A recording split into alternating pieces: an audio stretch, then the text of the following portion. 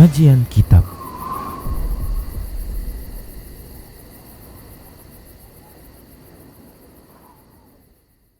Bismillah, assalamualaikum warahmatullahi wabarakatuh.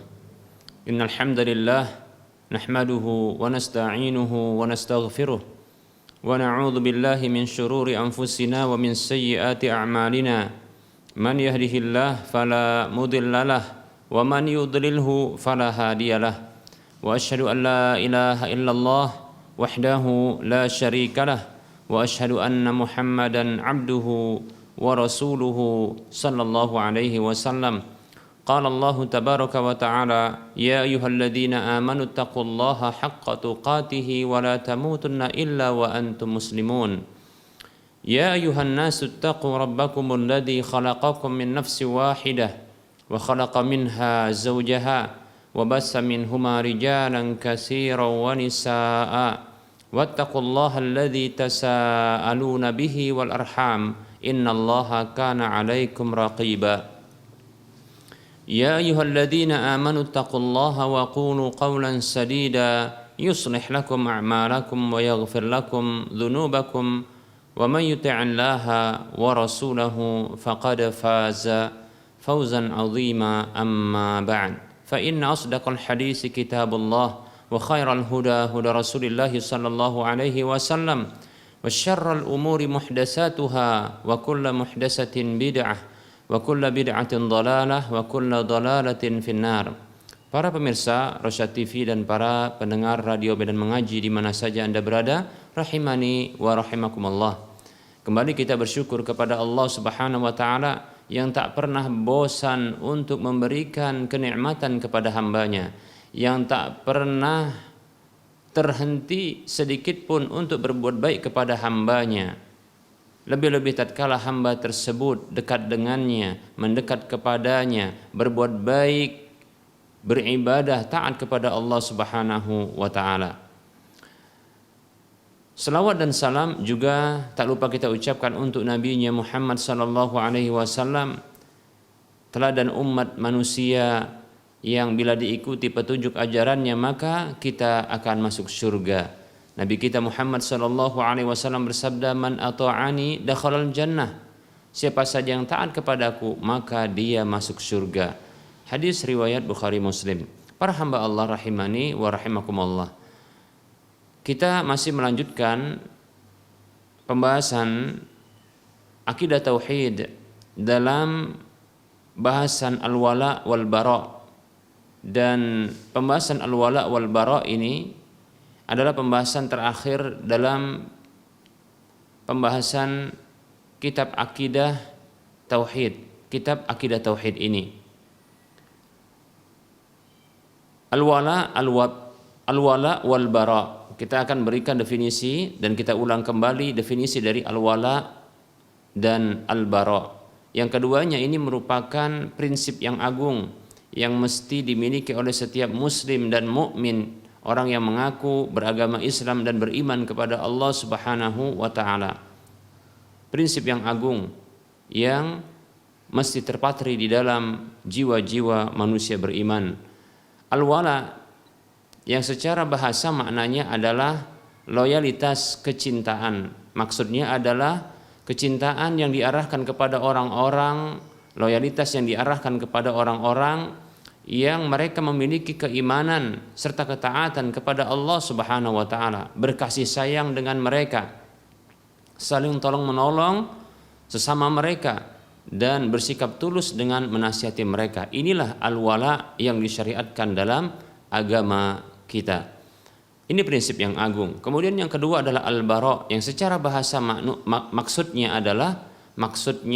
adalah al-bara itu berlepas diri yang mengandung kebencian. Maksudnya adalah kebencian dan berlepas diri dari orang-orang yang memiliki kekufuran, kekafiran, kesyirikan, kemusyrikan di dalam diri mereka, menjauhi apa saja yang menjadi kebiasaan khusus bagi mereka, baik itu dalam urusan dunia mereka maupun urusan agama mereka, sekaligus berlepas diri dari keyakinan-keyakinan, ritual-ritual keagamaan mereka. Para hamba Allah rahimani wa rahimakumullah. Itulah makna al-bara', prinsip yang agung dalam agama kita ini.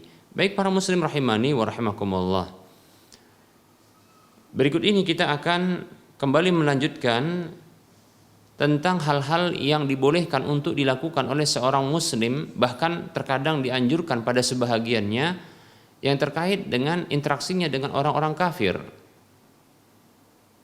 Kita telah menyebutkan yang pertama adalah bolehnya untuk mempekerjakan orang kafir, ya, dalam pekerjaan-pekerjaan yang ini tidak berkonsekuensi, ya, menghinakan orang-orang muslim di bawah orang-orang kafir tersebut, ya, menghinakan orang-orang muslim di bawah wewenang orang kafir tersebut, memberikan jabatan kepada mereka, ya, artinya pekerjaan tersebut bukanlah pekerjaan yang akhirnya nanti membawahi dan menghinakan orang-orang muslim, demikian.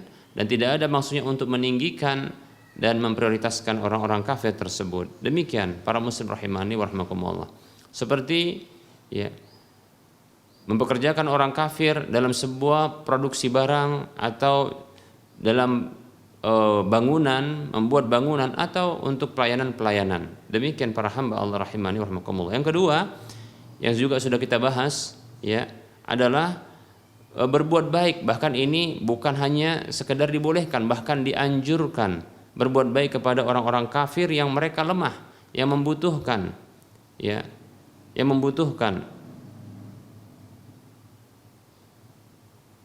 yang mudah-mudahan ini akan membuat mereka tertarik kepada Islam. Kemudian berikutnya, yang ketiga, dan ini sudah kita bahas juga, adalah menyambung tali silaturahim, ya, kepada orang-orang kafir dari karib kerabat, yaitu karib kerabat yang masih kafir, yang sangat mungkin ini terjadi bagi sebagian kaum muslimin yang mereka lebih dahulu masuk Islam sementara keluarga mereka masih berada dalam kubangan kekafiran, demikian.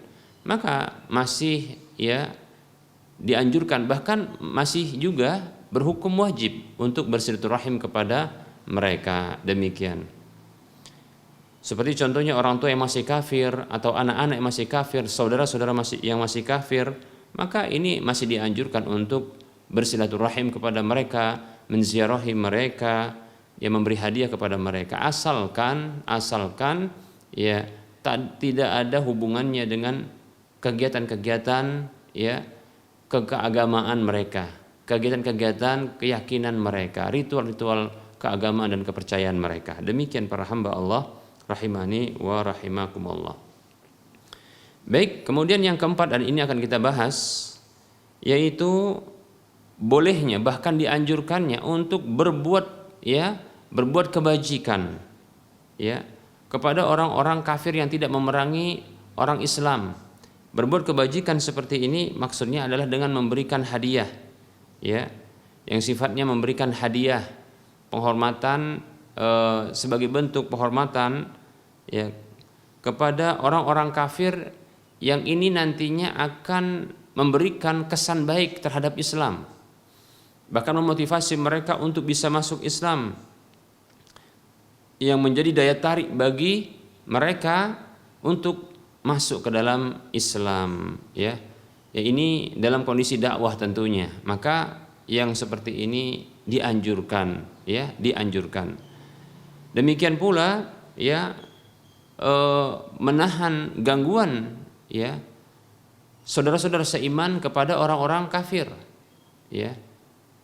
Apabila kita dapatkan ada saudara-saudara seiman, orang-orang muslim, orang-orang mukmin yang mereka yang melancarkan gangguannya kepada orang-orang kafir, maka kita menghentikan mereka, ya. Kita menghentikan mereka, kita menahan gangguan mereka, ya, agar ini menjadi daya tarik bagi, ya, Islam, agar mereka bisa masuk Islam, demikian. Atau contohnya membalas kebaikan mereka dengan kebaikan yang serupa, ya. Seperti mereka yang suka berkirim makanan, ya, memberi hadiah, maka demikian pula kita dianjurkan untuk membalas seperti itu, ya, demikian. Dan tentunya tidak berbuat zalim kepada mereka. Hanya saja ketika kita memberikan hadiah, ya, atau kita membalas hadiah, janganlah ketika bertepatan atau bersesuaian dengan hari-hari atau waktu-waktu perayaan keagamaan mereka, ya. Apabila mereka biasa memberikan penghormatan kepada orang-orang Islam di waktu hari raya mereka, itu hari orang Islam, seperti contohnya ketika kita ya berharaya Idul Fitri atau Idul Adha, mereka mengirimkan ucapan selamat, begitu juga ya mengirimkan hadiah, maka hendaknya dibalas ketika itu juga, ya, dibalas ketika itu juga. Bila ucapannya selamat, maka kita katakan ya selamat, begitu ya, karena memang orang-orang selamat itu hanyalah dari orang-orang Islam. Kalaulah mereka memberikan hadiah di perayaan kita, maka kita balas ya ketika itu juga, ya memberikan hadiah kepada mereka. Jangan membalasnya ketika di hari raya mereka, ya. Jangan membalasnya memberikan hadiah di hari raya mereka, karena itu merupakan bentuk persetujuan, bentuk pembenaran, bentuk pengakuan terhadap ya ritual-ritual keagamaan kufur mereka itu, ya. Ritual-ritual keyakinan-keyakinan ya kafir mereka itu. Maka jangan kita sekali-kali memberikan hadiah ya di waktu perayaan-perayaan kafir itu, ya. Walaupun mereka pernah melakukan pemberian hadiah di hari-hari kita. Demikian para muslim rahimani wa rahimakumullah, ya. Namun hendaknya membalasnya ya di saat itu juga. Ketika kita berhari raya Idul Fitri, mereka ya memberikan hadiah berupa parsel ya atau roti, kue ya, maka hendaknya kita balas ya, kita balas ketika itu ya memberikan hadiah kepada mereka. Tentunya hadiah yang berbeda ya, hadiah yang berbeda yang bisa nilainya setara atau lebih baik. Demikian para hamba Allah rahimani wa rahimakumullah. Di saat itu juga tanpa menanti ya pemberian hadiah itu di waktu hari raya atau perayaan hari raya kekafiran mereka. Demikian para hamba Allah rahimani wa rahimakumullah. Nah, ini boleh dilanjutkan yang seperti ini, tidak masalah ya kita berbuat baik dengan orang-orang kafir yang tidak memerangi kaum muslimin ya. Ya tentunya ini akan membangun sebuah hubungan ya, hubungan yang baik ya, bahkan maslahat syar'i bisa terpenuhi di sana ya. Bahkan ini bisa menjadi daya tarik untuk mereka mempelajari Islam, bahkan masuk ke dalam Islam.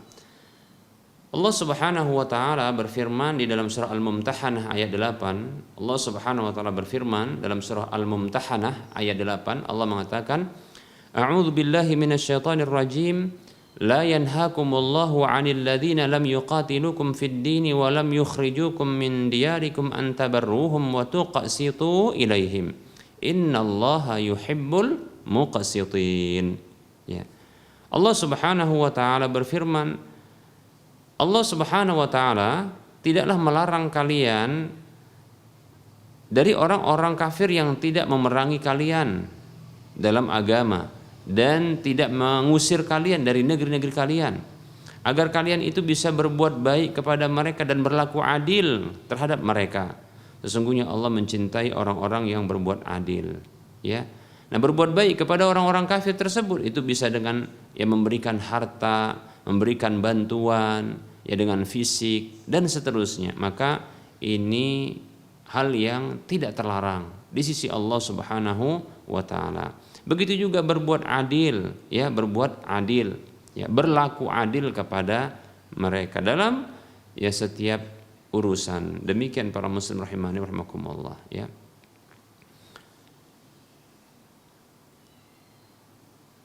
Memberikan hadiah kepada orang kafir juga ini bagian dari kebaikan tentunya, ya. Adapun memberikan sedekah, memberikan sedekah karena dengan alasan adanya kecintaan, ya, maka ini tidak dibenarkan, ya, tidak dibenarkan. Yaitu cinta, maksudnya cinta yang ini seperti cinta kepada sesama muslim, maka kita katakan ini tidak benar, ya. Ada memberikan sedekah itu sendiri adalah dibolehkan, ya. Bahkan Allah Subhanahu wa taala memasukkan pihak yang berhak untuk menerima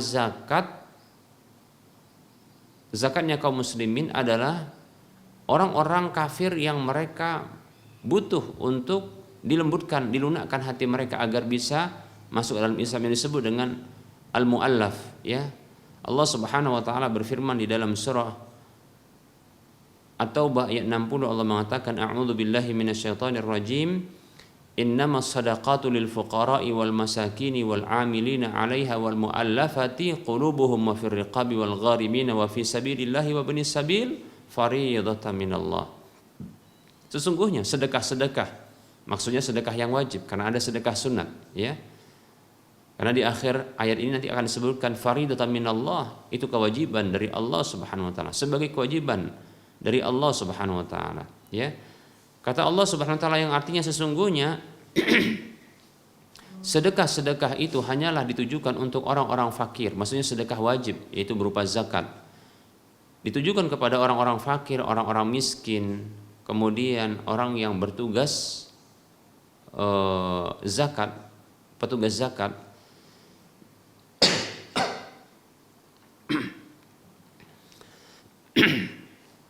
Petugas zakat, kemudian al-mu'allafatu qulubuhum, dan orang-orang yang mereka dilunakkan hatinya. Para ulama memberikan penjelasan orang-orang yang dilunakkan hatinya itu bisa dari kalangan orang-orang muslim atau dari kalangan orang-orang kafir. Yang orang-orang muslim adalah orang-orang yang mereka baru masuk Islam.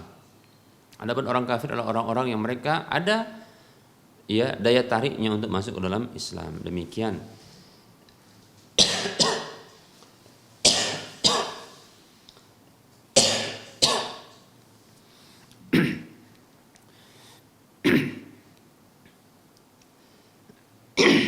Orang-orang kafir dari kalangan mu'allaf adalah orang-orang kafir yang mereka punya kecondongan terhadap Islam, yang Islam itu sudah menjadi daya tarik baginya untuk dia bisa masuk ke dalamnya, mempelajarinya. Maka orang-orang seperti ini adalah orang-orang yang boleh diarahkan, bahkan termasuk yang berhak untuk menerima zakat, diarahkan zakat kepada mereka sebagai bentuk ya melunakkan hati mereka, ya, bentuk taklif, yaitu melunakkan hati mereka. Demikian agar mereka condong kepada Islam, karena memang kata Nabi SAW tahadau tahabu, hadis riwayat Baihaqi, kata Nabi SAW yang artinya salinglah memberi pasti saling mencintai. Demikian. Nah, pemberian-pemberian ini bisa mengakibatkan munculnya cinta kepada kaum muslimin dan Islam itu sendiri. Demikian para hamba Allah rahimani wa rahimakumullah. Baik. Adapun sedekah karena muatan cinta, ya, bahkan lebih mendahulukan orang-orang kafir, maka ini tidak boleh, ya, tidak boleh. Ini bentuk wala yang diharamkan tentunya, ya. Baik, berikutnya para hamba Allah rahimani wa rahimakumullah, perkara yang dibolehkan bahkan dianjurkan bagi seorang muslim untuk dia bersikap kepada seorang kafir adalah dianjurkan untuk memuliakan, ya, memuliakan orang kafir tersebut ketika dia berstatus menjadi tamu, ya, tamu, ya, ketika barangkali dia singgah, ya, atau memang dia kita terima sebagai tamu, maka ketika itu dianjurkan bagi kita untuk melayaninya, berbuat baik kepadanya dan memuliakannya. Rasulullah SAW mengkaitkan hal itu dengan keimanan. Rasulullah SAW bersabda, "Wa man kana yu'minu billahi wal yaumil akhir falyukrim dhaifahu." Dan siapa saja yang beriman kepada Allah dan hari akhir, maka hendaklah dia memuliakan tamunya. Demikian, ya, tamu. Tidak disebutkan di sini pengkhususan kepada tamu muslim saja, namun ya bersifat umum, baik muslim maupun non muslim. Demikian para hamba Allah rahimani wa rahimakumullah.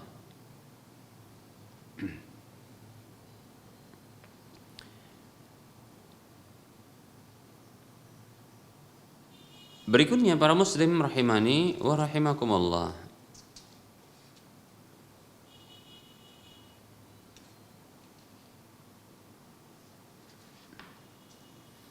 Kita akan lanjutkan, berikutnya adalah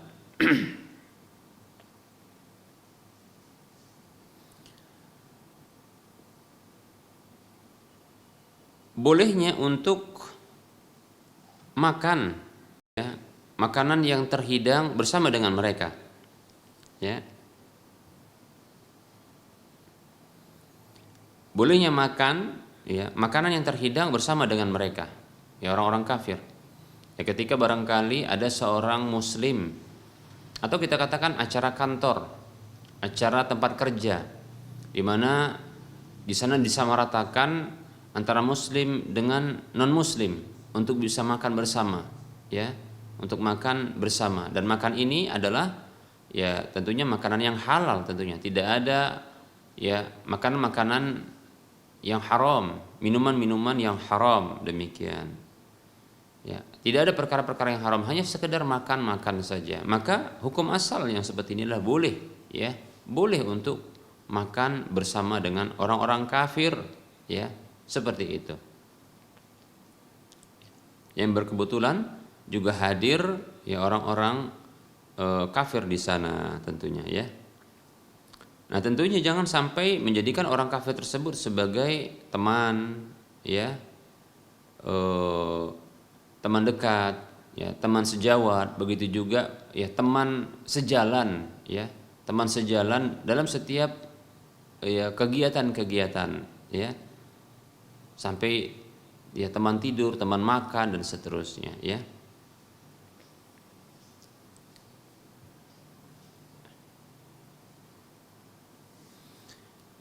Maka boleh untuk makan, ya, makan dalam bersama dengan orang kafir dalam sebuah acara undangan umum, ya, begitu juga, ya, undangan yang digelar, ya, makan yang digelar yang ini juga mengundang orang-orang kafir, demikian. Begitu juga boleh makan, ya, bersama dengan pembantunya yang kafir. Kalau seandainya pembantu tersebut yang bekerja di rumahnya adalah orang kafir, maka ini dibolehkan, tidak mengapa, seperti itu, ya. Begitu juga boleh, ya, untuk, ya, makan atau menjamu tamu yang kafir ketika itu, yang tentunya akhirnya makan bersama dengan orang kafir tersebut, ya. Begitu juga sama boleh untuk makan makanan yang dihidangkan oleh orang kafir, ya, makanan yang dihidangkan oleh orang kafir, ya, asalkan, ya, makanan tersebut bisa diduga dengan dugaan kuat atau dipastikan bahwasanya makanan tersebut adalah makanan yang halal, seperti itu. Lebih-lebih biasanya kalau di negeri kita ini orang-orang kafir, insyaallah taala, ya, mereka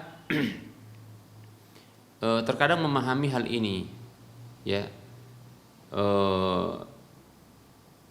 di mana orang-orang kafir begitu selektif dalam memilih makanan, sehingga orang-orang kafir ini, orang-orang muslim ini, mereka selektif dalam memilih makanan, sehingga orang-orang kafir ini mereka menghidangkan makanan-makanan yang contohnya siap saji atau kemasan, ya, makanan atau minuman dalam kemasan, ya, yang mereka tidak menghidangkan atau menyajikannya dari dapur mereka sendiri, ya, seperti itu. Terkadang mereka menghidangkan, ya, minuman botol, ya, begitu juga makanan-makanan kemasan. Nah, begitu.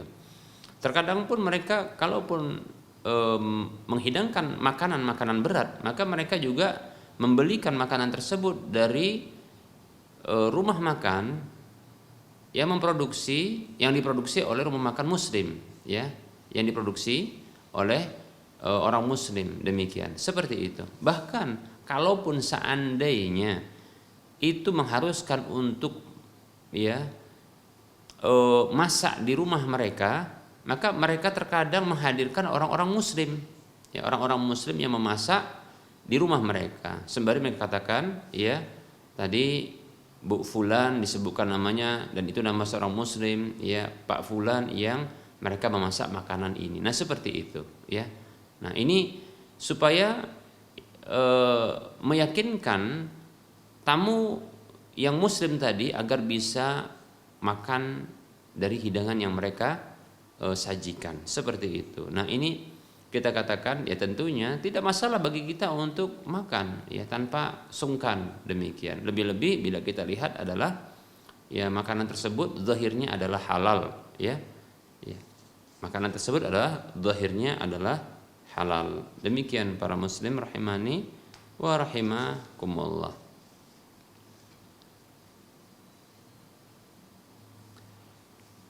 Karena memang ya makan makanan orang ya kafir itu insya Allah halal, ya, khususnya adalah orang-orang ahlul kitab, ya, karena memang yang kita dapatkan orang-orang ahlul kitab yang banyak di negeri kita ini, ya, yaitu ya orang-orang Nasrani, demikian. Kata Allah Subhanahu wa taala di dalam surah Al-Maidah ayat 5, Allah mengatakan a'udzu billahi minasyaitonir rajim.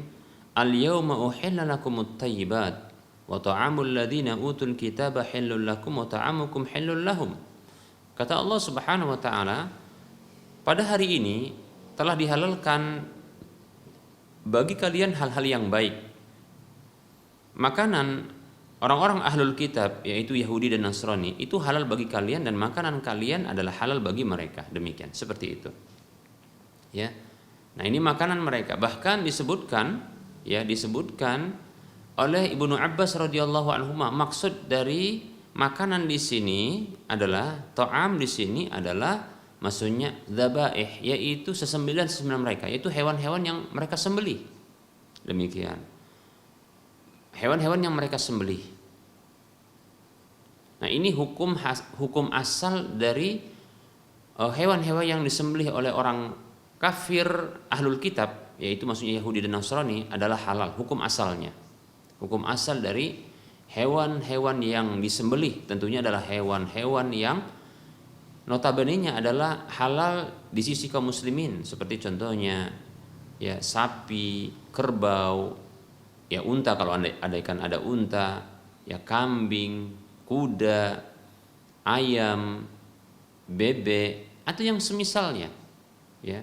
Maka itu adalah hewan-hewan sesembelihan, hewan-hewan yang halal, ya, yang harus lewat sesembelihan, ya, atau penyembelihan baru menjadi halal, demikian, seperti itu. Nah, apabila orang-orang ahlul kitab Yahudi dan Nasrani ini menyembelihnya, maka Allah Subhanahu wa taala di dalam surah Al-Maidah ayat 5 ini menyatakan halalnya. Ini hukum asalnya. Hukum asal dari hewan-hewan yang disembelih oleh orang-orang ahlul kitab adalah halal, demikian. Seperti itu, ya. Selama tidak diketahui ketika mereka menyembelih, tidak diketahui dengan pasti, baik itu dengan pendengaran atau penglihatan tentunya, bahwa mereka ini menyembelih, ya, dengan menyebutkan nama selain Allah Subhanahu wa taala, ya, seperti menyebutkan nama Yesus, menyebutkan nama Bunda Maria, menyebutkan nama Uzair, menyebutkan nama Roh Kudus, demikian. Nah, seperti itu, ya. Atau selama tidak diketahui bahwasanya penyembelihan itu adalah penyembelihan yang tidak syar'i, ya. Seperti contohnya mereka hanya menusuk, ya, tidak memotong urat leher, atau mereka menyembelih dari arah punuk, ya, punuk, demikian, yaitu memotong punuknya saja, tidak sampai memutuskan saluran pernapasan dan saluran makanan serta minuman, demikian, seperti itu. Saluran darah juga, ya.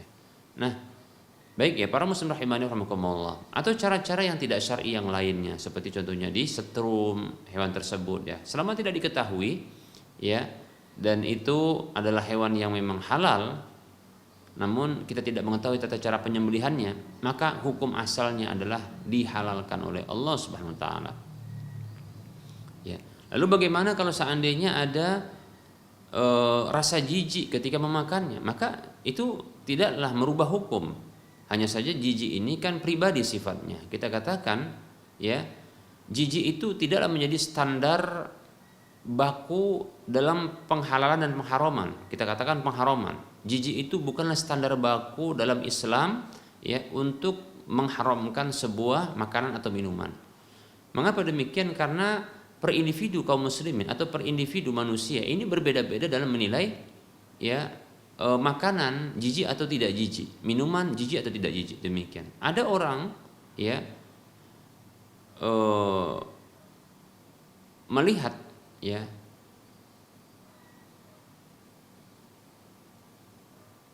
makanan berupa bubur yang dicampur adukkan ya, itu mereka jijik untuk mengkonsumsinya ya. Begitu juga kita katakan ada orang yang mereka itu jijik ketika mengkonsumsi jeruan-jeruan yang mereka jijik ya, seperti itu. Ada juga barangkali orang yang jijik melihat kita katakan daun ubi tumbuh ya, seperti itu dan seterusnya. Dari makanan-makanannya sesungguhnya itu adalah halal, hanya saja sebagian orang ini jijik. Maka kita katakan jijik ini bukanlah standar keharaman dari makanan atau minuman. Demikian ya. Kalau jijik secara pribadi maka tidak masalah bagi orang tersebut untuk menahan makan atau minum ya dari ya masakan yang dihidangkan atau makanan atau minuman yang dihidangkan, tidak masalah ya. Tapi sebaiknya jangan menyakiti ya tuan rumah dengan mengatakan jijiknya ya, karena ini akan mengakibatkan mereka sakit hati. Demikian ya. Ya mungkin beralasan seperti Nabi Shallallahu Alaihi Wasallam tatkala sahabat-sahabat beserta Nabi Shallallahu Alaihi Wasallam dihidangkan ya dob, yaitu ada salah seorang sahabat yang mengundang Rasulullah dan para sahabat ya lainnya. Jadi Rasulullah Sallallahu Alaihi Wasallam beserta dengan sahabat lainnya diundang oleh salah seorang sahabat Nabi Sallallahu Alaihi Wasallam ya. Ternyata yang dihidangkan adalah hewan dob. Apa itu hewan dob? Yaitu biawak atau kadal gurun pasir ya. Demikian. Seperti itu. Nah, Rasulullah Shallallahu Alaihi Wasallam ketika dihidangkan hewan tersebut, Rasulullah tidak menyentuh makanan itu, tidak menyentuhnya, ya. Nah, sahabat-sahabat yang melihat hal itu, salah seorang sahabat mengatakan, haramun huwa, apakah ini haram wahai Rasulullah Sallallahu Alaihi Wasallam? Maka Rasulullah menjawab dengan bijak, dengan mengatakan tidak, ya tidak. Hanya saja dahulu ya hewan ini tidaklah ditemukan sebagai makanan di tempat kami. Nah itu ya, kurang lebih seperti itu apa yang dimaksud oleh Nabi SAW dalam perkataan beliau ya. Maksudnya adalah sebenarnya bisa dipahami beliau tidak sanggup untuk makan hewan itu. Pertama karena tidak biasa dan karena bentuknya kan seperti itu. Nah, maka ini prediksi bahwasanya Rasulullah itu jijik dengan makanan itu, tidak bisa memakannya. Demikian ya. Tidak menyukainya. Karena memang demikian Nabi SAW disebutkan oleh Anas bin Malik radhiyallahu anhu bahwasanya ya Rasulullah Anas radhiyallahu an mengatakan ma'aban Nabi sallallahu alaihi wasallam ta'aman qattu in istahahu akalahu wa in karihahu tarakahu. Hadis riwayat Bukhari Muslim. Kata Anas bin Malik radhiyallahu anhu, dahulu Rasulullah SAW itu tak pernah sedikit pun mencela makanan. Ya, kalau beliau suka, beliau makan. Kalau beliau tak suka, maka beliau tinggalkan. Artinya beliau tidak menyentuhnya. Demikian. Ya, artinya beliau tidak menyentuh, ya, tidak sentuh makanan tersebut. Beliau biarkan, ya, seperti itu. Dan beliau beralih kepada makanan yang lainnya. Demikian, ya. Nah, semestinya demikianlah seorang Muslim. Ya, ketika dia mendapati makanan-makanan ya yang barangkali sesungguhnya secara zatnya adalah halal, namun dia merasakan tak sanggup ya atau merasa jijik untuk mengkonsumsinya, maka sebaiknya tidak dikomentarinya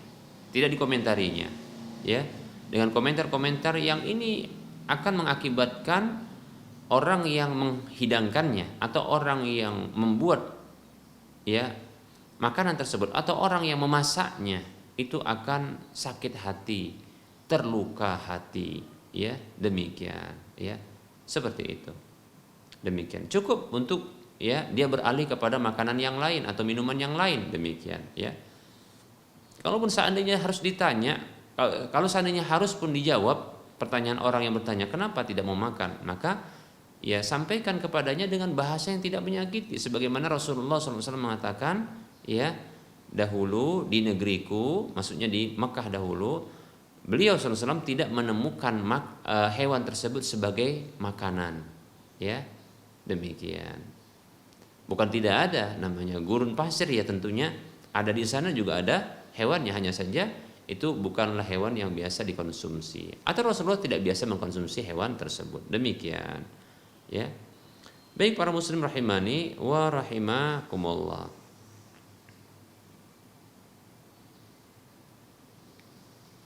Ya, jadi hal yang dibolehkan bagi seorang muslim ya adalah makan bersama dengan orang kafir ya dalam hidangan-hidangan yang tidak ada kaitannya dengan acara-acara keagamaan, acara-acara ritual-ritual kekafiran dan kekufuran, kesyirikan ya. Yang tentunya bukanlah ya juga makanan-makanan yang ada yang haram yang dihidangkan di dalam acara tersebut, demikian ya. Dan juga bukan dimaksudkan ya untuk pengkhususan orang-orang kafir saja ya. Lalu orang tersebut diundang, orang muslim tersebut diundang secara khusus dirinya, demikian. Dan tidak ada muatan kecintaan ketika makan bareng dengan orang kafir tersebut. Demikian para muslim rahimani wa rahimakumullah.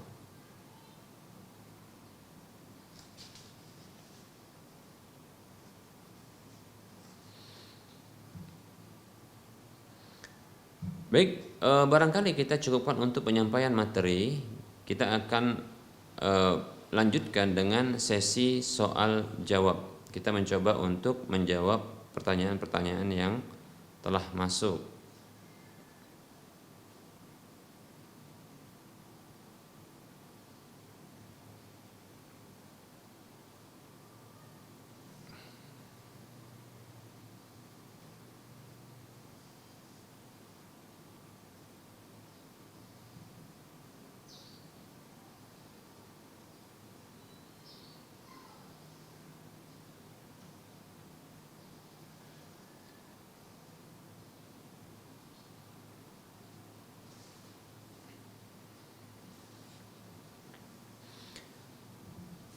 Baik, di sini ada pertanyaan. Bismillahirrahmanirrahim. Ustadz, saya mau bertanya. Ada teman yang nanya sama saya. Dia nanya begini. Dia kerja sebagai supir. Namun yang diantarkannya adalah barang-barang berupa berhala semuanya, seperti meja, tempat sembah yang orang Buddha, peti mati mereka. Bagaimana hukumnya itu, Ustadz? Mohon beri nasihatnya.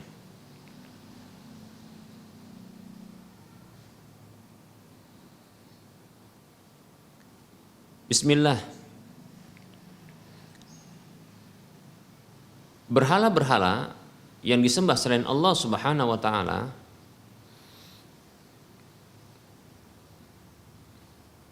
adalah sesuatu yang wajib ditinggalkan dan dijauhi oleh kaum muslimin.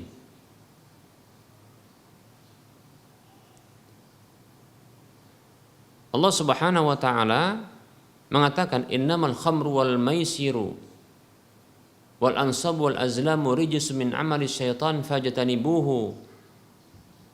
Kata Allah Subhanahu wa taala, sesungguhnya innamal khamru wal maisir, sesungguhnya khamar, minuman-minuman keras, maisir, judi, wal ansab, berhala-berhala, wal azlam, ya, mengundi anak panah, mengundi nasib dengan anak panah, itu adalah rijsun, keburukan, min amali syaitan, termasuk dari perbuatan-perbuatan syaitan.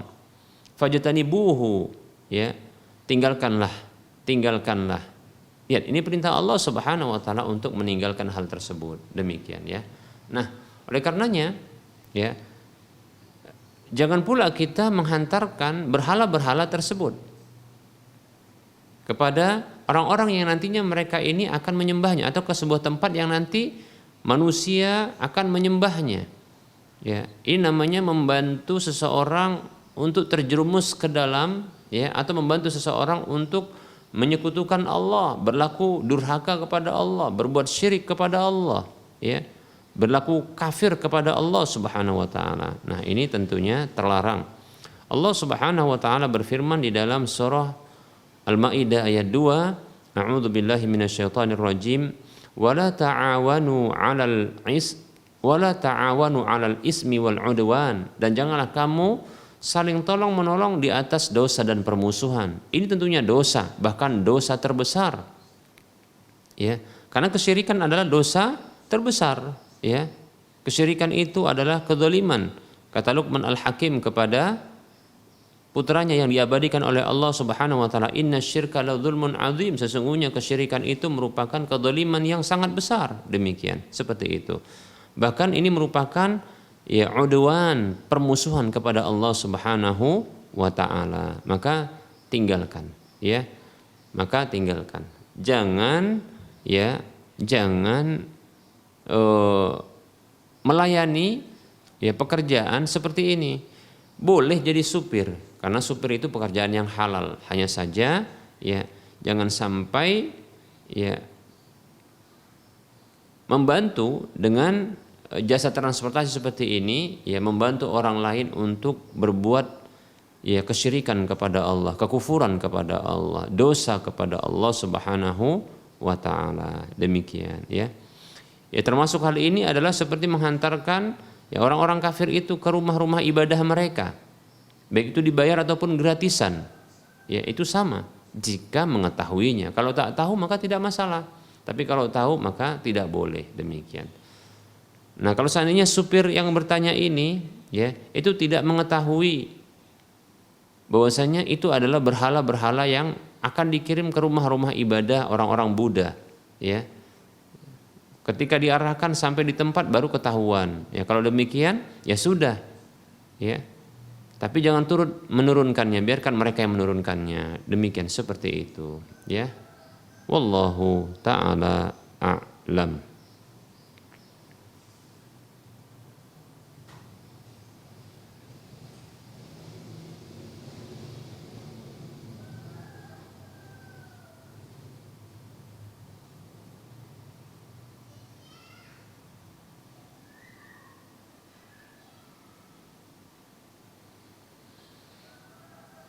Ada pertanyaan, bismillah Ustadz, saya mau bertanya.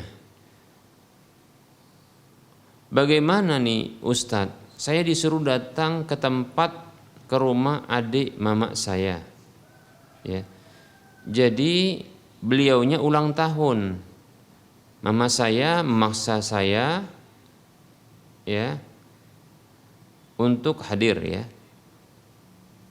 Sikap saya seperti apa Ustadz? Pening sekali saya Ustaz. Oh pening dia, Masya Allah. Semoga Allah SWT menghilangkan kepeningan saudara ya. Memang kalau pening ini berat ini ya.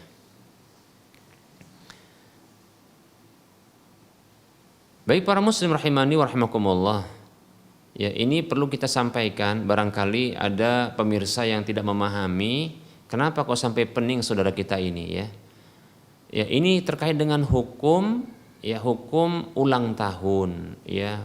Nah, saudara-saudara sekalian kaum muslimin rahimani wa rahimakumullah, hendaknya kita memahami bahwasanya budaya ulang tahun itu bukanlah budaya Islam ya.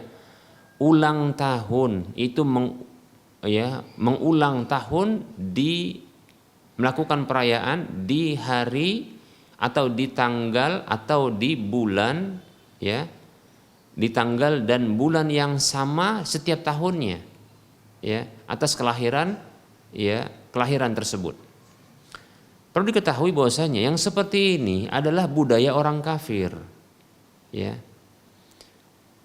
Ini budaya orang kafir, ulang tahun. Karena dalam Islam tidak ada ulang tahun Ya. Tidak pernah kita dapati Nabi kita, teladan kita, Nabi Muhammad SAW itu berulang tahun. Bukannya beliau tidak tahu tentang hari lahir beliau. Begitu juga para sahabat tidak ulang tahun. Ya. Dan para ulama kita juga tidak ada yang ulang tahun. Ini budaya orang kafir. Apa indikasi kuat?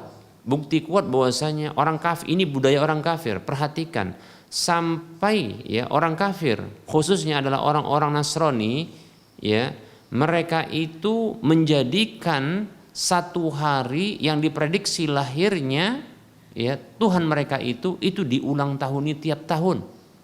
Apa itu? Natal. Makanya Natal itu artinya kelahiran. Ya. Demikian. Itu indikasi kuat, bukti kuat bahwasanya ini ulang tahun ini budaya orang kafir.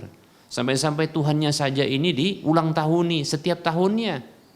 Seperti itu. Dirayakan. Baik para muslim rahimani wa rahimakumullah.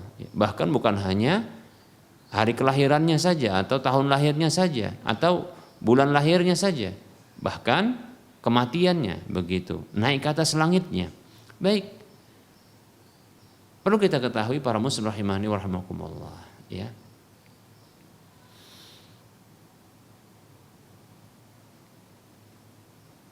Meniru kebiasaan orang kafir ini adalah perkara yang buruk, ya, karena di sana ada muatan cinta, ada muatan, ya, kepatuhan, ketundukan dan keterbelakangan seperti itu. Ya, tidaklah orang itu mengikuti orang lain melainkan posisinya di belakang orang tersebut, kan begitu. Itu menunjukkan dia itu menjadi ekor, dan ekor itu buruk. Kapan umat Islam akan menang apabila mereka ini sifatnya mengekor saja? Kan begitu.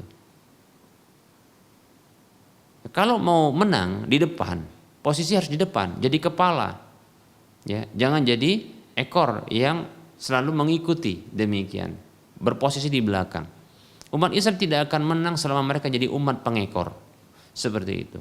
Ya, bahkan Rasulullah mengatakan sallallahu alaihi wasallam, "Man tashabbaha biqaumin fahuwa minhum." Hadis riwayat Abu Daud. Siapa saja yang meniru satu kaum, menyerupai satu kaum, ya, maka ia termasuk mereka. Ia termasuk mereka.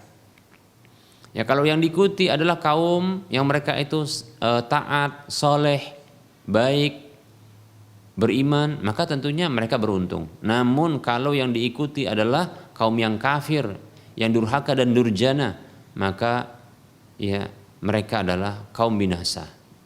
Demikian. Maka jangan diikuti. Orang kafir jangan diikuti, dilarang mengikuti orang kafir. Demikian para muslim rahimani wa rahimakumullah. Nah, itu kebiasaan orang kafir. Maka umat Islam itu harus sadar, jangan buat-buat ulang tahun, ya. Dan secara hakikatnya, sejatinya, ulang tahun itu kan merupakan bentuk ulang tahun, maksudnya setiap tahun di tanggal yang sama. Itu merupakan titik awal yang selalu berulang dia setiap tahunnya, di mana itu merupakan waktu yang terus mendekati kematiannya. Yang hakikatnya usianya semakin berkurang, bukan bertambah. Dan anehnya, kenapa kok dirayakan? Malah di sana ada kegembiraan. Mestinya ada kesedihan, karena ternyata jatah usia berkurang. Semestinya ketika ya masuk tanggal dan bulan yang sama setiap tahunnya, dia merasa sedih, bukan merasa bahagia, bukan malah dirayakan.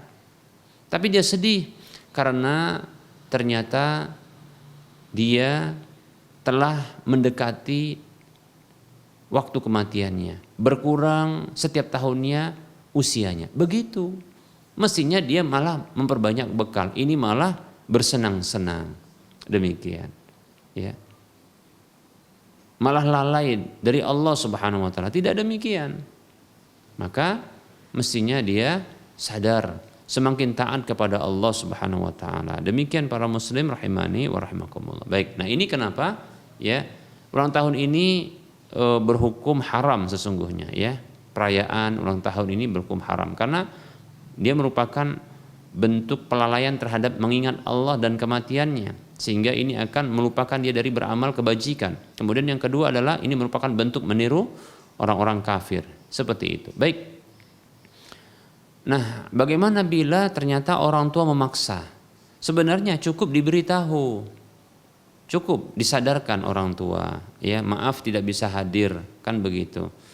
Bahkan bagaimana aku bisa merayakan ya bibiku atau adik mama ya tentang apanya usia yang semakin mendekati kematian, yang mereka itu berdusta dengan mengatakan panjang umurnya. Bagaimana panjang umurnya? Itu dusta. Sementara umurnya itu mendekati ajalnya. Demikian. Tidak demikian, ya. Maka bagaimana kita bisa bergembira di saat ya umur kita semakin berkurang?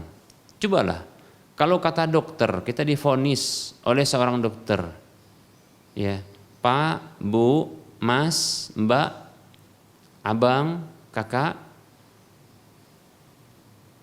jatah usia Anda sekitar 10 hari lagi. Karena penyakit Anda ini sudah stadium 5, mungkin seperti itu. Perkiraan 10 hari lagi, itu wafat. Apakah lantas ketika itu ada orang yang mengatakan panjang umurnya, sudah diketahui, sudah mendekati. Dikatakan panjang umurnya, kemudian didatangi orang banyak, sambil mereka tersenyum tertawa, ya kan, bergembira. Ini keanehan, ya. Ini kekurang ajaran, tidak demikian. Nah, seperti itu disadarkan. Umat Islam memahami hal tersebut, hanya saja mereka itu ya terlupakan dengan kebudayaan orang kafir. Itu masalahnya. Ya, demikian. Nah, lalu bagaimana ya sikap kita? Ya dijelaskan ya dengan penolakan halus. Ya, atau penolakan ditolak dengan halus, ya, ditolak dengan cara yang halus, diiringi dengan penjelasan, ya, seperti itu. Dan tentunya bukan bermaksud untuk memutuskan tali silaturahim, ya. Bila ya kita sudah terbiasa untuk berkunjung sebelumnya, ya, bahkan bertekad setelahnya juga nanti akan berkunjung, ya untuk apa? Hanya sekedar datang untuk merayakan di mana hari tersebut, hari yang dikatakan ulang tahun, ternyata itu hari di mana dia terus berkurang usianya, dan begitu seterusnya. Demikian. Bagaimana bisa berbahagia di waktu itu? Sementara ini bibinya, adik orang yang melahirkannya ini berkurang usianya, sementara orang sekitarnya itu bergembira atasnya. Nah, seperti itu, ya. Sampaikan begitu kepada orang tua. Dan sampaikan kepada orang tua tersebut, ya, ibu tadi. Ma, katakan sama mama. Ma, ya sampaikan anak mama ini nggak akan ya mengadakan ulang tahun untuk mama, ya. Begitu juga, ya. Untuk saudara-saudarinya mama, adik mama, begitu. Tidak akan rayakan. Kenapa? Bagaimana ya anak mama ini bisa bergembira dengan berkurangnya usia orang-orang yang anak mama cintai ini? Nah, seperti itu, agar tersadar begitu. Jadi mohon jangan dipaksa. Ya, mestinya hati ini bersedih kok dipaksa untuk senang, begitu. Ya. Begitu ya. Bisa juga contohnya ya berangkat saja tapi tidak tidak bersama tidak menuju ke tempat acara, demikian. Nah, seperti itu. Nah, masalahnya berangkat ini bersama dengan mamanya. Lalu bagaimana? Ya tadi disadarkan. Ya mamanya tadi disadarkan. Ya, diberitahu. Lalu disampaikan. Mohon maaf kepada nanti ya adik mama itu untuk ya tidak hadir, seperti itu. Nanti lain kali, esoknya kah, mungkin lusanya atau sepekan lagi itu datang, ya datang. Bahkan kalau bisa ada kunjungan yang sifatnya rutin, yang itu merupakan bentuk silaturahim kepada mereka, seperti itu. Nah, begitu yang sesungguhnya, ya. Nah, inilah kita katakan kaum muslimin ini sudah masuk ke dalam bingkai kebiasaan orang kafir. Nah, kalau datang di acara-acara yang seperti ini itu dianggap bentuk silaturahim, ya. acara ulang tahun, ya, acara musik-musik, kan begitu ya. Itu dianggap silaturahim yang seperti itu, kalau diundang harus dan wajib datang. Namun ketika kedatangan yang sifatnya rutin, ya, di waktu yang ini kosong, dan di sana juga ada memberikan hadiah, kan begitu ya. Ya, sambil kalaupun sakit juga dikunjungi, itu tidak dianggap sebagai bentuk, ya, kebaikan. Ya, bahkan itu tidak dianggap sebagai bentuk silaturahim. Ini keanehan. Ya, ini metodenya orang kafir. Ya. Makanya orang kafir itu dia membuat perayaan Hari Ibu. Kenapa? Kenapa harus membuat perayaan Hari Ibu? Karena dalam setahun itu mereka sibuk dan melupakan ibu. Itu masalahnya.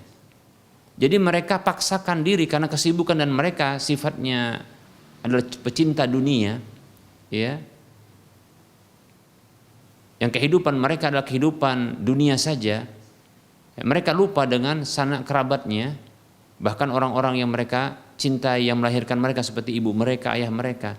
Itu harus mereka buat supaya dengan cara seperti itu mereka ingat dengan orang yang punya jasa kepada mereka, ibu mereka, ayah mereka, begitu. Dibuatlah perayaan satu hari untuk mengingat jasa ibu. Umat Islam tidak demikian. Setiap waktu mereka itu ingat ibu, dan hari-hari mereka adalah hari-hari ibu, hari-hari ayah, hari-hari bersilaturahim jika memungkinkan, begitu. Karena mereka bukanlah, ya, manusia yang cinta dunia semestinya. Karena mereka akan meninggalkan dunia ini, begitu. Para muslim rahimani warahmatullah. Jadi jangan ikuti kebiasaan orang kafir ini. Ini kesalahan, ya. Apakah kunjungan yang setiap waktu seperti mungkin sepekan sekali itu tidak dianggap hanya karena tidak hadir dalam acara ulang tahun, kan begitu ya. Maka saya nasihatkan kepada sang penanya ini untuk mengganti ketidakhadiran di acara hari ulang tahun adik mamanya ini untuk hadir rutin setiap pekan atau setiap bulan sekali, begitu, rutin. Ya. Karena itu merupakan bentuk silaturahim, demikian. Adapun di hari ulang tahunnya ini bukan, itu merupakan bentuk bergembira atas dekatnya kematian sang adik mamanya. Maka jangan hadir. Orang-orang sekitarnya, ya, di acara tersebut itu bergembira, kadang ada mungkin musik sampai lupa, padahal mestinya ingat kepada Allah Subhanahu wa taala. Andaikan sadarlah mereka itu, tentunya mereka akan menangis, bukan malah bergembira, begitu. Ya, wallahu taala a'lam.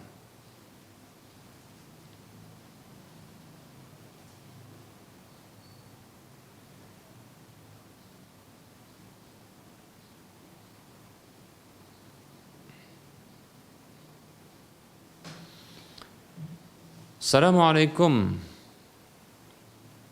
Afan Ustaz, maaf, mau bertanya tentang hukum imunisasi lengkap pada bayi yang baru lahir hingga seterusnya. Apakah diperbolehkan dalam Islam?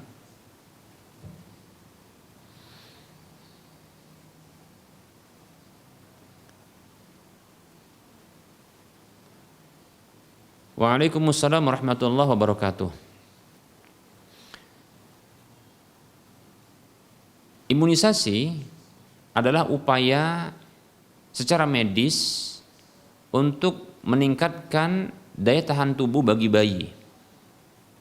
Itu dengan cara memasukkan, ya, ke dalam tubuh sang bayi tersebut beberapa, ya, cairan-cairan, ya, seperti itu. Nah, apa hukumnya? Maka ini dikembalikan kepada pertama, keyakinan. Yang kedua adalah tentang hukum cairan yang dimasukkan atau sesuatu benda yang dimasukkan ke dalam tubuh sang bayi tersebut. Pertama adalah dari sisi keyakinan. Apabila seseorang tersebut atau orang tua atau mungkin tenaga medisnya itu meyakini bahwasanya benda-benda yang atau cairan-cairan yang dimasukkan ke dalam tubuh bayi ini, inilah yang memberikan kesehatan, ya, menjaga daya tahan tubuh, ya, bagi si bayi tersebut, dan dilupakan Allah Subhanahu wa taala dan kekuasaan Allah, maka ini kesyirikan. Ini kesyirikan. Ya, ini tidak benar yang seperti ini. Kita katakan, apakah Rasulullah sallallahu alaihi wasallam dahulu mereka imunisasi? Para sahabat imunisasi? Para murid-murid sahabat dan murid-murid dari muridnya para sahabat, ulama-ulama kita mereka imunisasi? Bahkan coba mari kita tanya yang terdekat saja, orang-orang tua kita dahulu, nenek-nenek kita, kakek-kakek kita, apakah mereka imunisasi? Lantas apakah mereka itu mengalami sakit? Maka kita katakan tidak. Ya. Mereka tidak melakukan imunisasi dan mereka tetap sehat saja. Karena memang sesungguhnya para muslim rahimani rahimakumullah, tubuh kita ini telah Allah jadikan begitu sempurnanya. Ya.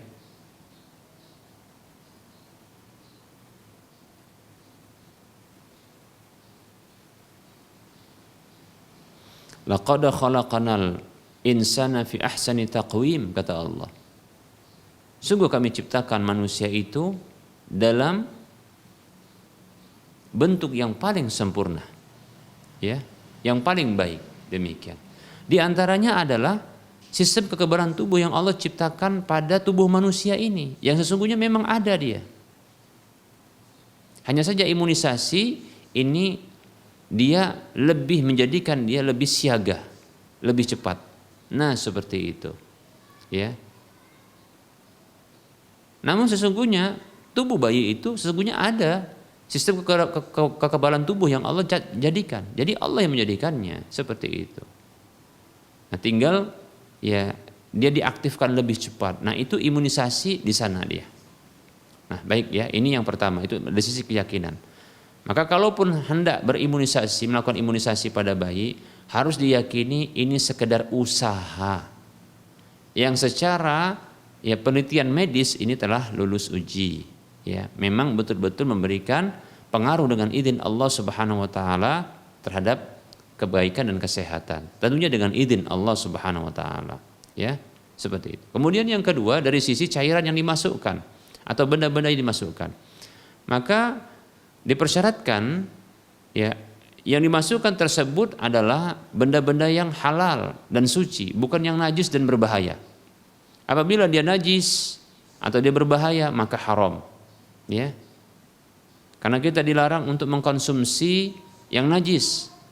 Yang dihalalkan oleh Allah Subhanahu wa taala yang sudah kita bacakan dalam surah Al-Maidah ayat 5, Al-yauma uhilla lakumut thayyibat. Pada hari ini dihalalkan bagi kalian hal-hal yang baik saja.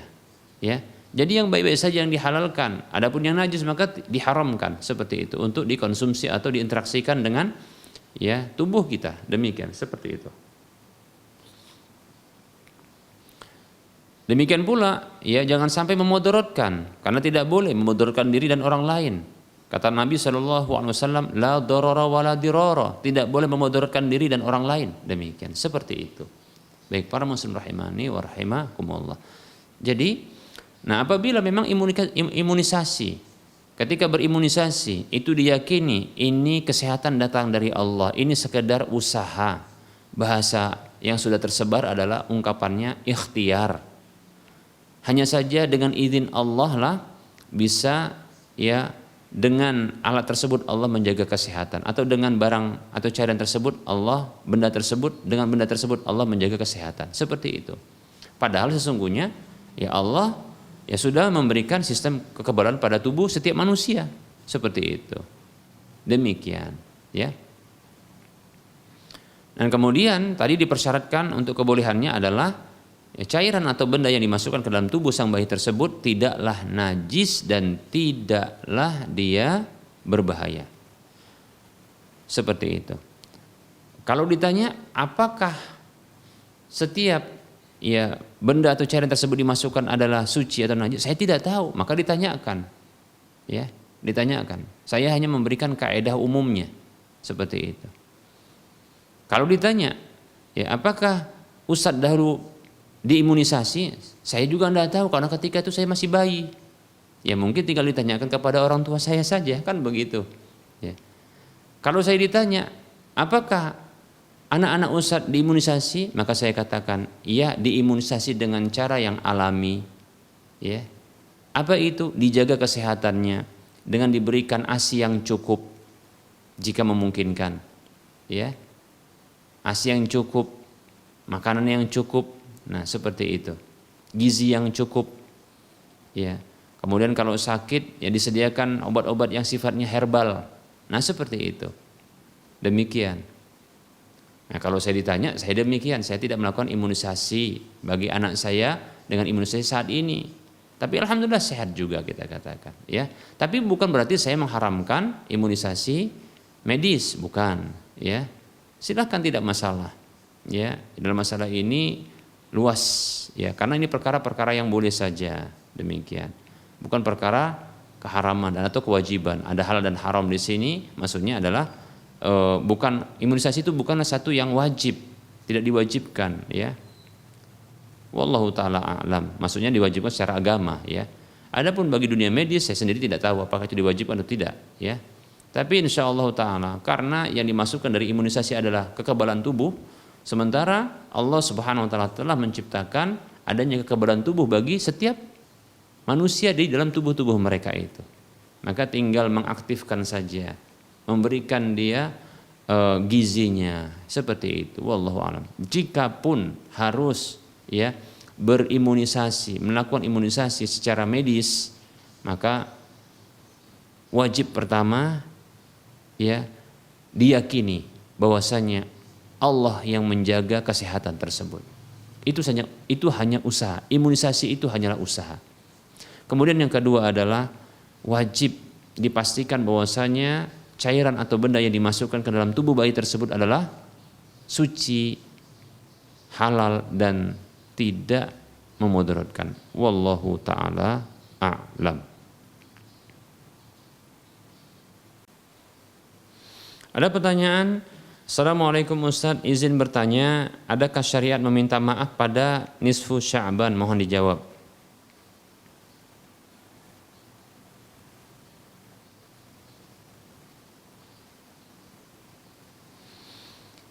Waalaikumsalam warahmatullahi wabarakatuh.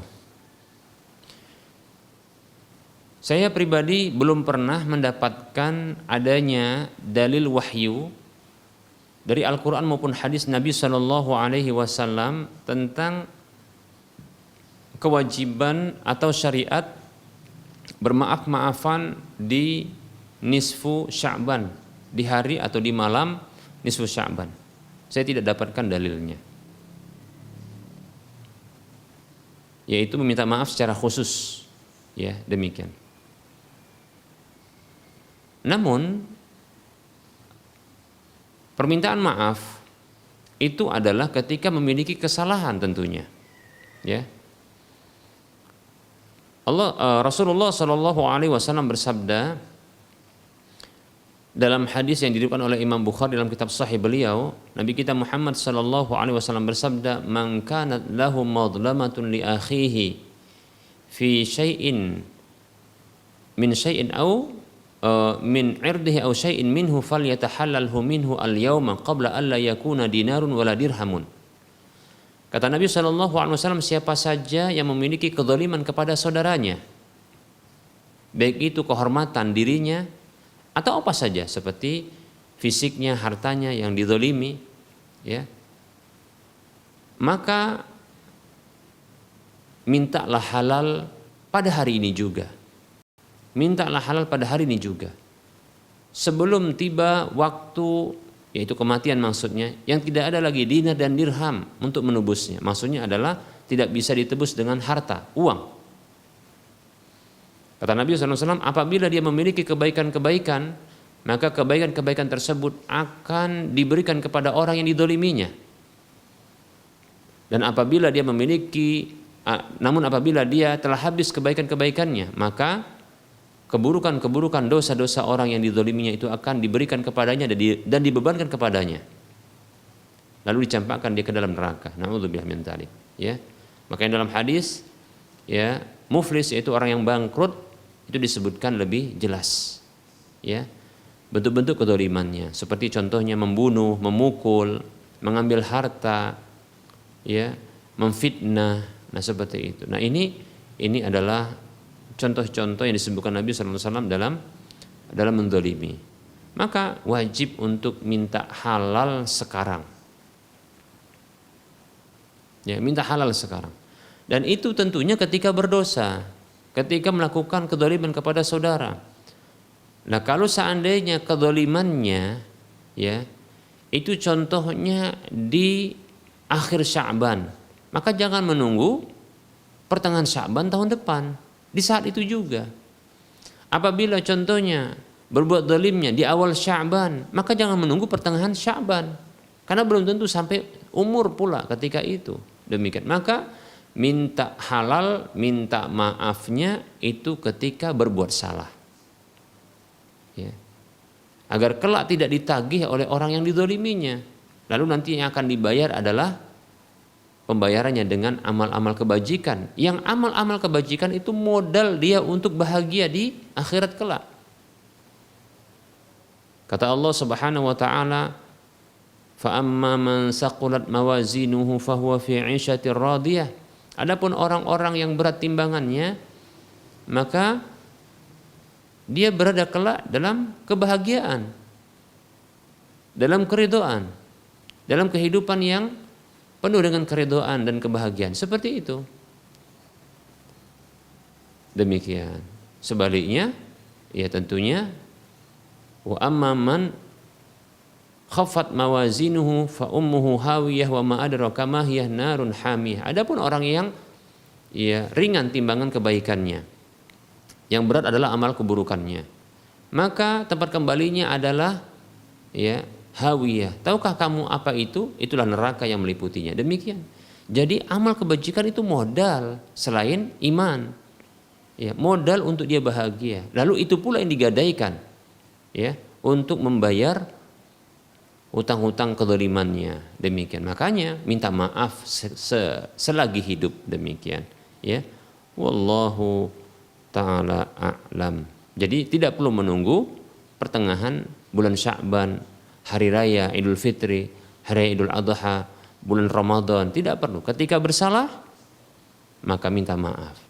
Ketika berdosa, maka minta ampun. Wallahu ta'ala a'lam. Baik, kita cukupkan barangkali ini saja yang bisa kita sampaikan karena sudah masuk waktu sholat zuhur untuk wilayah Medan dan sekitarnya. Kepada Allah saya mohon ampun, dan kepada para hadirin sekalian saya mohon maaf, kepada para pemirsa dan para pendengar sekalian saya mohon maaf. Dan seperti biasa kita memotivasi kepada saudara-saudara seiman semuanya, mari kita donasikan, kita infakkan, kita sedekahkan sebagian harta kita yang pahalanya nanti akan mengalir walaupun telah wafatnya, bahkan hancurnya tubuh kita di dalam tanah. Mari kita bebaskan lahan yang nantinya di atas lahan ini akan dibangun Masjid Al-Muwahhidin untuk wilayah Medan dan sekitarnya. Ya. Dan alhamdulillah ya telah terpenuhi sekitar 33,12% dari total biaya kurang lebih sekitar 8,5 miliar.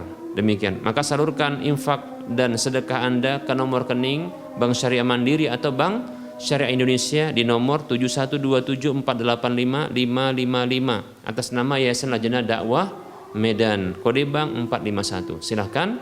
Semoga bermanfaat dan semoga termotivasi. Wa sallallahu ala Muhammad wa ala alihi wa ashabihi ajma'in. Subhanakallahumma wa bihamdika asyhadu an la ilaha illa anta astaghfiruka wa atubu ilaika walhamdulillahi rabbil alamin. Wassalamualaikum warahmatullahi wabarakatuh.